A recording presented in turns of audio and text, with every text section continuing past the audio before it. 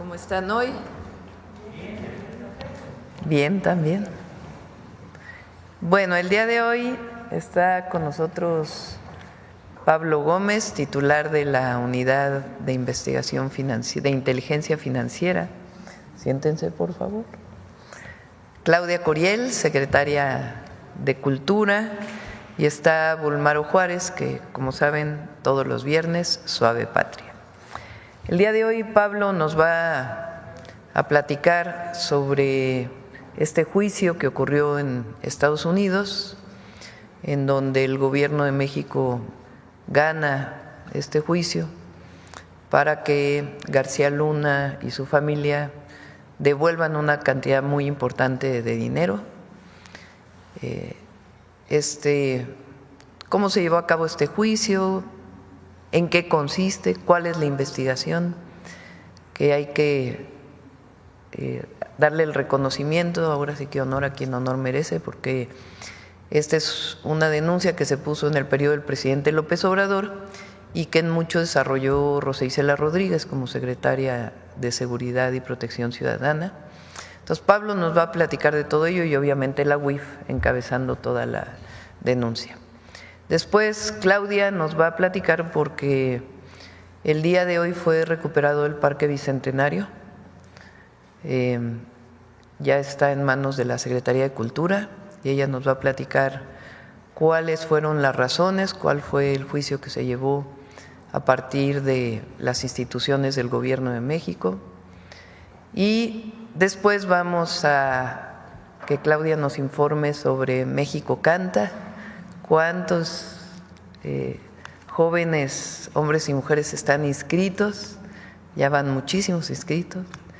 Y después vamos a pasar unos videos de paisanos y paisanas del otro lado de la frontera, que están en Estados Unidos, hablando sobre este tema del impuesto a las remesas, que seguimos trabajando con ellos, con ellas, y desde aquí para que se retire. Antes era 5, se aprobó con 3.5, pero nosotros no estamos de acuerdo, es injusto, además viola un convenio entre Estados Unidos y México y siempre vamos a proteger y apoyar a nuestros hermanos migrantes y a los más necesitados de nuestro país, que son quienes reciben estas remesas. Entonces vamos a hablar de estos 4 temas y luego pasamos a las preguntas y luego cerramos con Suave Patria. Pablo.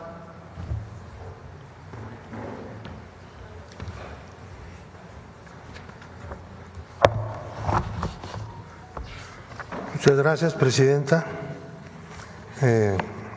Buenos días a todas y todos ustedes.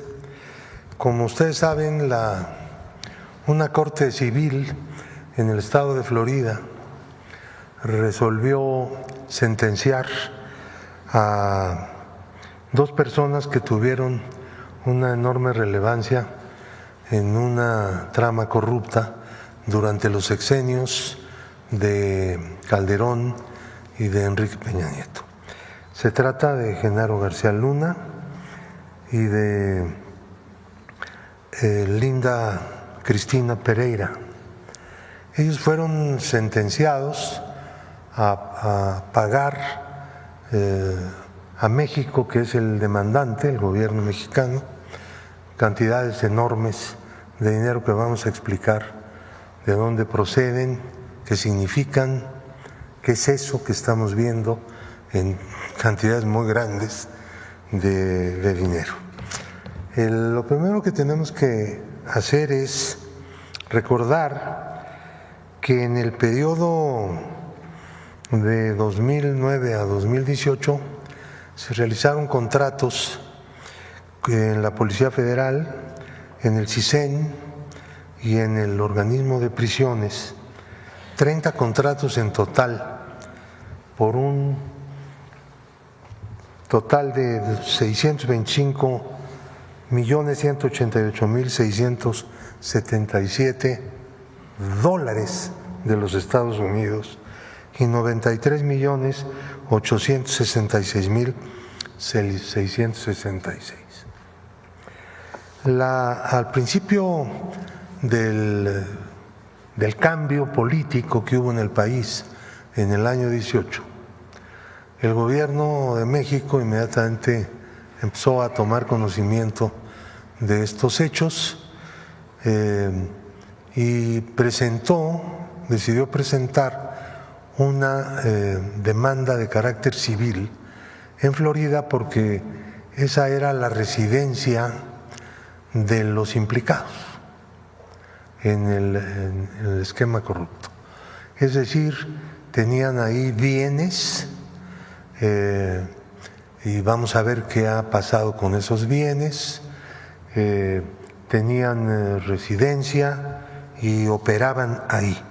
El primer problema fue lograr que una Corte Civil de Estados Unidos fuera reconocida como instancia jurisdiccional para recibir una demanda de esta naturaleza. Y hubo ahí un primer gran obstáculo que se venció, o sea, fueron derrotados en términos jurídicos los defensores de las personas implicadas y las personas demandadas. Y se inició de manera normal el proceso. En la primera fase de este proceso, la juez encargada de esta corte resolvió que los bienes que habíamos encontrado a través de averiguaciones en Florida, que estaban a nombre de una empresa y del propio Genaro García Luna y de Linda Cristina Pereira, fueran de inmediato entregados al gobierno federal. Y se entregaron aproximadamente 2,5 millones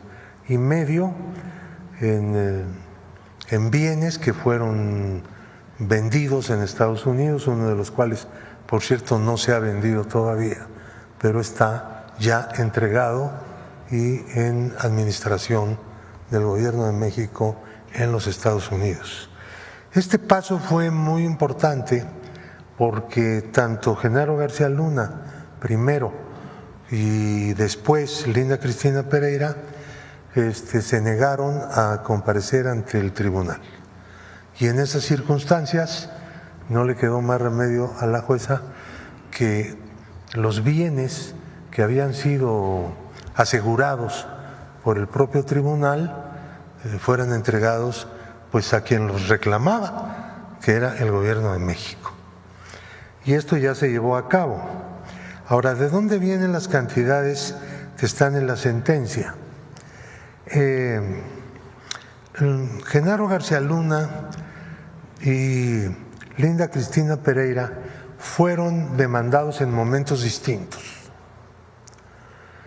En el momento en que fue demandado García Luna, se le demandó por $250 millones aproximadamente. Era la información que se tenía. Esta situación fue mejorando. Rosa Isela Rodríguez jugó un papel aquí importantísimo, ya como secretaria de Seguridad Pública, y abrió completamente todo y ayudó y dio un aporte invaluable para el esclarecimiento de las operaciones que se hicieron dentro de la trama corrupta de García Luna. Con posterioridad se presentó reclamo contra Linda Cristina Pereira por una demanda de $580 millones, que son los que en ese momento conocíamos que en su totalidad habían sido pagados. Como pueden ver aquí, en realidad se pagaron 625 millones. Como las demandas fueron presentadas en momentos distintos, las cantidades varían por el nivel de conocimiento que de todo esto iba teniendo la unidad de inteligencia financiera, que es quien originalmente presentó la denuncia en representación del gobierno de México. Entonces, la sentencia de 748.8 millones de dólares que dicta la juez en Florida se refiere a 3 veces los 250 millones de dólares que fueron demandados por García Luna. Y los 1.740 millones de dólares que le impuso como sentencia a Linda Cristina Pereira se refiere a los 580 millones que la UIF presentó en la demanda contra ella. Estamos hablando de dineros distintos presentados en momentos distintos con cuantificaciones diferentes por ese motivo. Y la sentencia que dicta la juez no es en contra de 2 personas, sino de cada persona en lo individual, porque se trata de demandas por cada una de las personas y de las empresas que eran propiedad de estas personas. Entonces, ahora, ¿pero qué quiere decir esta sentencia? Quiere decir, en primer lugar, que ha quedado claro que todo ese dinero que salió del país y que fue alojado en el extranjero, buena parte de lo cual regresó al país, luego diremos cómo y por qué, ese dinero fue producto de un esquema de defraudación durante 2 sexenios sucesivos. Y esto es también muy significativo desde el punto de vista político. Nunca podemos hablar de transición entre un partido y otro cuando en realidad las cosas no cambiaban. La transición no ocurrió, sino la continuación del mismo Estado corrupto que viene de los años 50 y que se creó como parte del sistema político mexicano. Esa es la verdad. El cambio vino en 2018, por eso es que estamos aquí hablando de este tema. De lo contrario, nunca se hubiera escarbado nada, ni se hubiera sabido nada, porque todo era hecho a la perfección. Entonces, el asunto es que no terminará aquí este problema, porque próximamente vendrá otra sentencia de esta misma juez sobre un proceso que no sabemos cómo va a terminar todavía. Aquí hay algunos asuntos de carácter técnico, pero que de seguro terminará, ya sea a través de algún arreglo con las empresas o a través de convocar al jurado y que el jurado dicte un veredicto y la juez una sentencia. Entonces, la continuidad de este proceso tampoco está definido en términos de fechas, pero será próximamente. En el momento en que esto ocurra, pues el gobierno de México informará, claro, obviamente, a la opinión pública de cuál fue el desempeño. Pero no solamente se trata de una reclamación en una corte en Florida. Por cierto, aquí el gobierno de Estados Unidos no tiene participación, como lo han dicho algunos medios, porque hay una equivocación ahí. No, se trata de los tribunales de un estado. Cada corte tiene una encargada, que es un juez o jueza, que esta jueza que ha hecho este pronunciamiento, dicho sea de paso, fue elegida en votación popular, coincidentemente, porque ustedes saben que en Estados Unidos tiene mucho desarrollo este sistema de elección de jueces y de fiscales. Entonces, nosotros tenemos un proceso penal en México, proceso penal que está arrancado, hay gente en la cárcel, hay muchas órdenes de aprehensión, hay una serie de conversaciones con algunos de las personas que tienen orden de aprehensión, con el propósito de que colaboren a efecto de que se esclarezcan todos los puntos. ¿Qué es lo que se busca en los dos procesos? En el proceso civil de Florida, que va muy bien, como ya hemos visto, y en el proceso penal en México, que también va bien. La Fiscalía General de la República ha puesto todo su empeño, el fiscal se ha personalmente involucrado en esta cuestión, dirige, digamos, las operaciones, y toda la información con la que se contó desde un principio y toda la investigación en términos financieros que se hizo ha sido tomada en cuenta. Entonces, pero ambas cosas nos van a ayudar a algo en verdad muy relevante, que es conocer la historia de una trama corrupta como muchas otras que hubo en nuestro país y que quedaron ocultadas. No debemos desaprovechar esta enorme oportunidad para poder escarbar en la forma de operar de los delincuentes de cuello blanco, llamémosles así, por mencionarlos de alguna manera. Y como se trata de una operación transeccional, en que gobernaron dos partidos políticos que finalmente se aliaron política y electoralmente, entonces toda una lección para las actuales generaciones y una forma pues de ver las cosas para las anteriores generaciones que vivieron el Estado corrupto en su apogeo. No dejar de luchar contra el Estado corrupto, no ceder, no darse por vencidos frente a las cosas.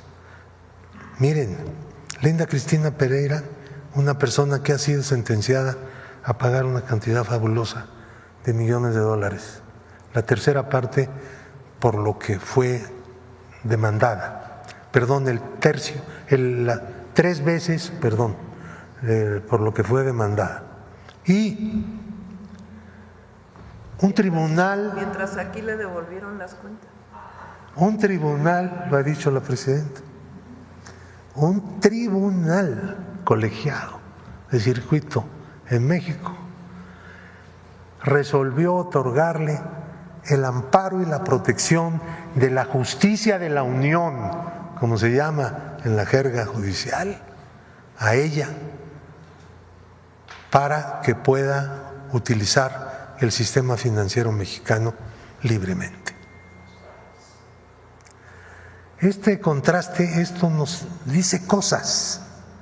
Ustedes lo están entendiendo, la gente que nos escucha entiende la contraste. Tenemos un gran problema en nuestro país, pero vamos a resolverlo pronto. Y creo que el pueblo pues va a responder, porque se requiere a sí mismo. Es de los momentos históricos en los que un pueblo se requiere a sí mismo para resolver un gran problema. Solo me resta decir que estas resoluciones, estos procesos que están en curso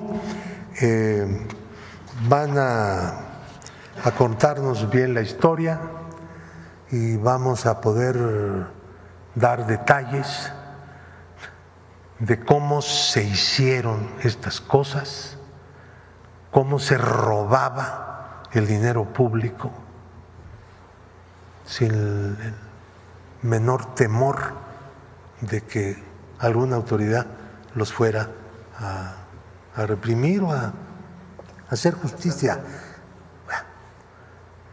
Este país necesita ser un país en donde predomine el Estado de Derecho, el Estado democrático de derecho, lo que se nos negó a las generaciones actuales y lo que en este momento está pues en la perspectiva de los grandes cambios que están ocurriendo.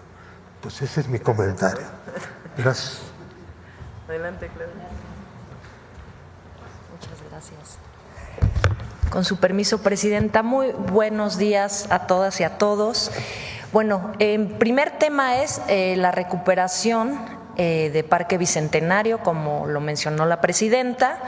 En ese sentido, nos dio la instrucción de evaluar el mejor uso y aprovechamiento de este espacio que es federal, y en coordinación con la Secretaría de Desarrollo Agrario, Territorial y Urbano, SEDATU, el Instituto de Administración y Avalúos de Bienes Nacionales, INDABIN, la Consejería Jurídica del Ejecutivo Federal y la Secretaría de Cultura, hicimos un trabajo coordinado para ver cómo se podría recuperar, por supuesto, para uso público.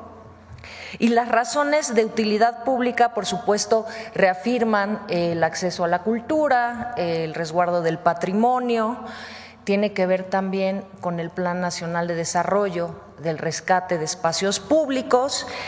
Y en ese sentido, todo bajo la norma nos asigna el espacio a la Secretaría de Cultura. ¿Qué es lo que vamos a hacer próximamente? Este siguiente mes primero tenemos que entrar con todas estas instituciones a hacer el inventario del lugar, mencionar que hay 7 ecosistemas, entonces también con Semarnat vamos a trabajar, y de ahí hacer un relanzamiento de este espacio público.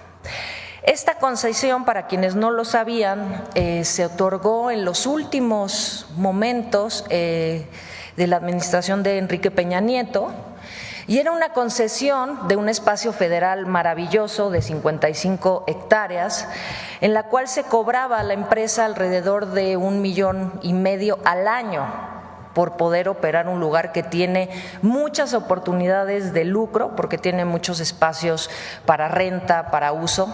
Si bien hay un espacio público, hay una parte pública, pues gran parte de eso es de renta.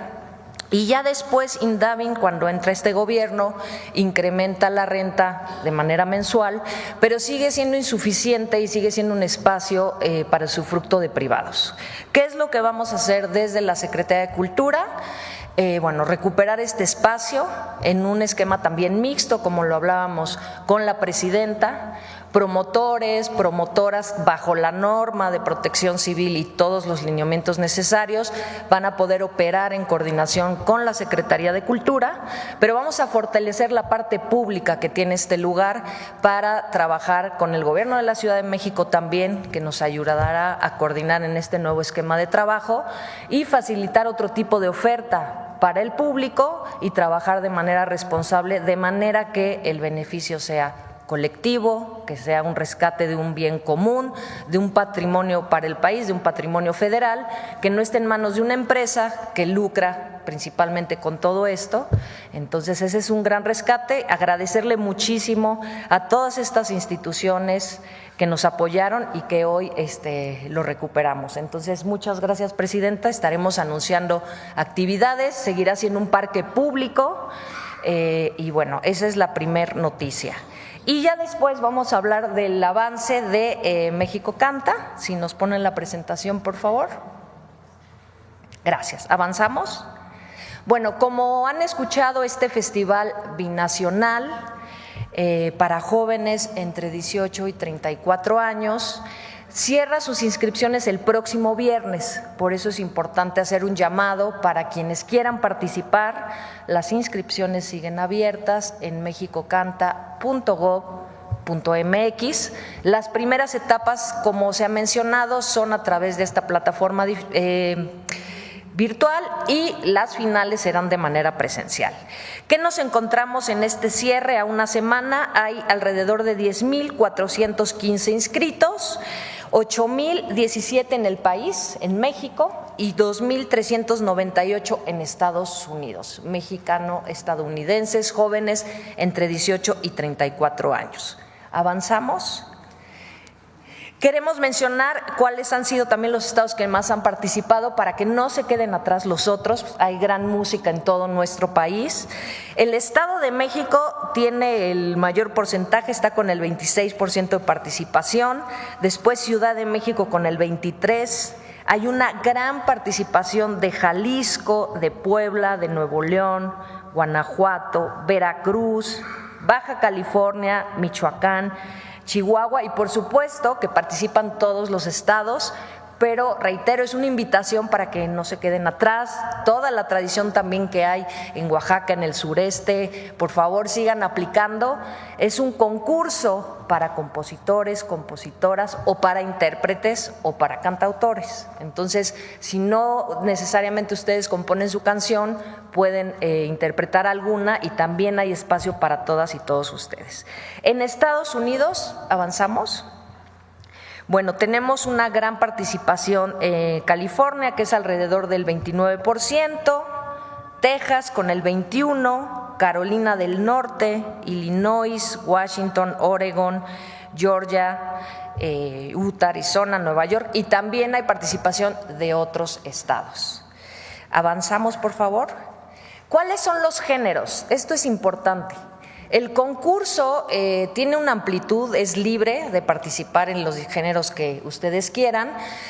Queremos principalmente fortalecer las tradiciones, los géneros de este país, en sinergia, por supuesto, y mezcla con otros ritmos, como lo han hecho los jóvenes, como fueron los corridos tumbados, que son corridos con tradición mexicana, pero que cruzaron ritmos como hip hop, trap, que fue lo que hizo que tuviera tanta atracción entre los jóvenes, pero que el objetivo de este concurso es fortalecer la música, pero sin hacer apología a la violencia, al delito, y hablar de muchas otras cosas de las cuales han hablado nuestros compositores y compositoras a lo largo de la historia.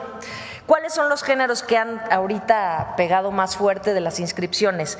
Banda tiene 2,450, el norteño, hay otros géneros, por supuesto, porque es libre, pueden participar, no tienen que ser únicamente los mencionados, es un concurso abierto.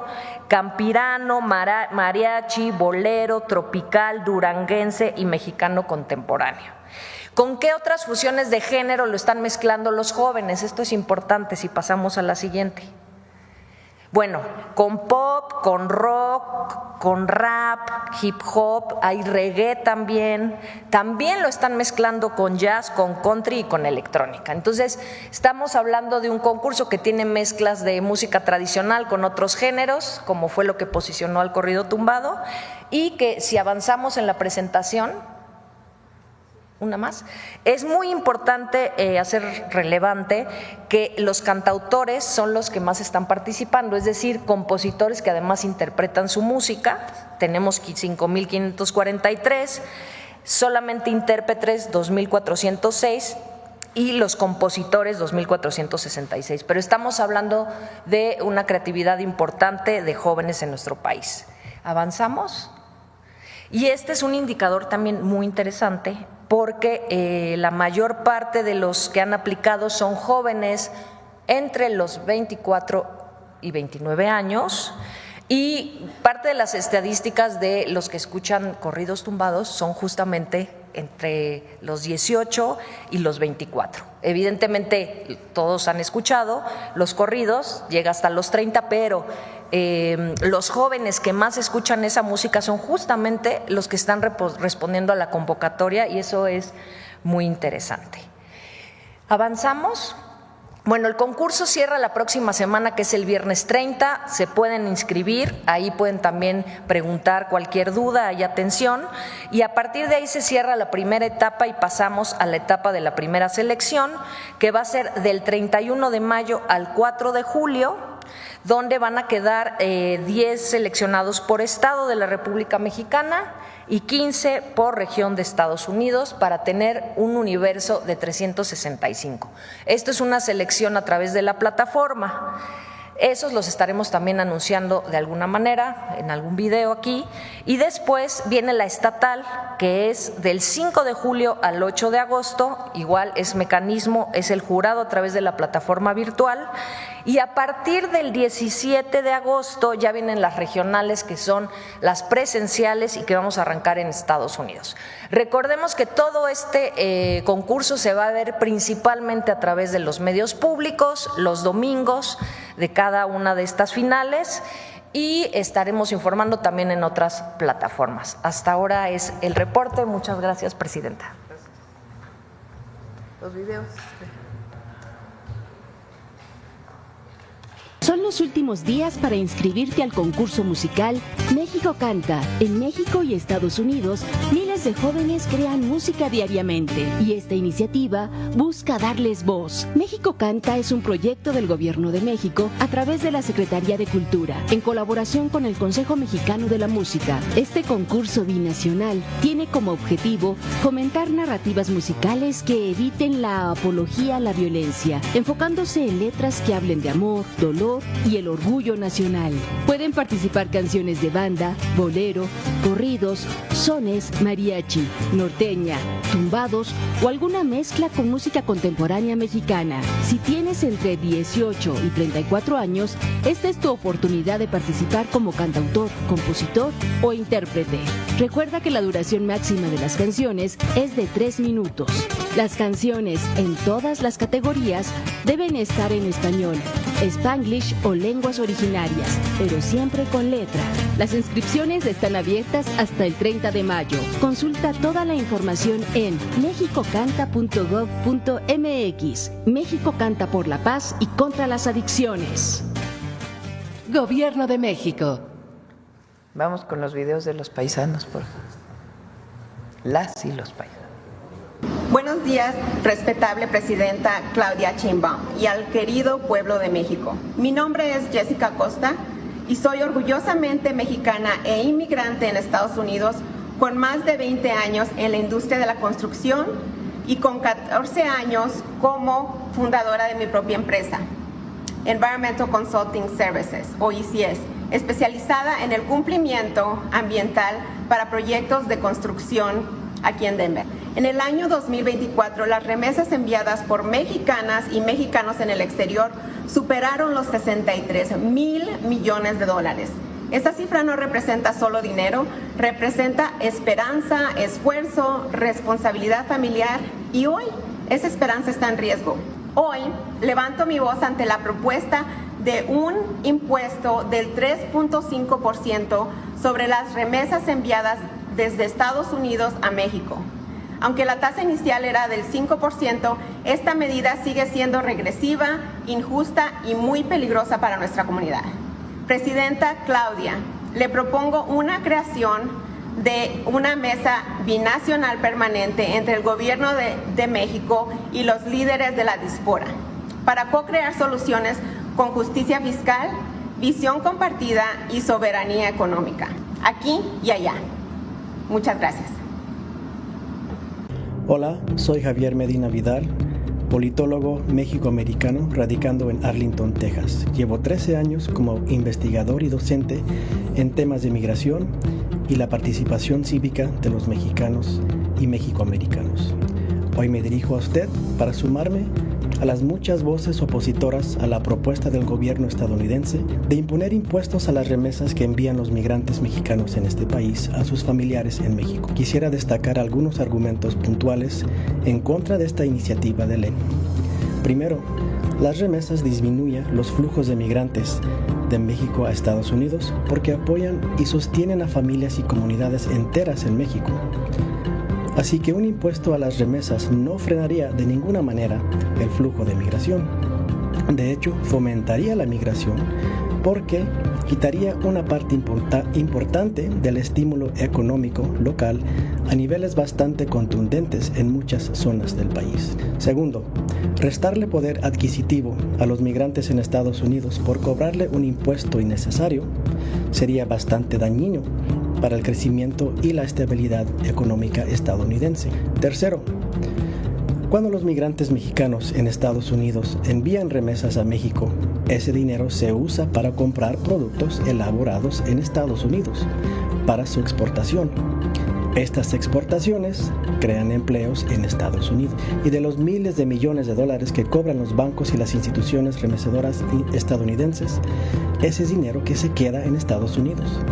Entonces, esta iniciativa de cobrar este impuesto hace menos rentable el negocio de hacer estas transferencias para muchas empresas estadounidenses. Esas razones, entre muchas más, nos obligan como sociedad binacional a rechazar esta iniciativa.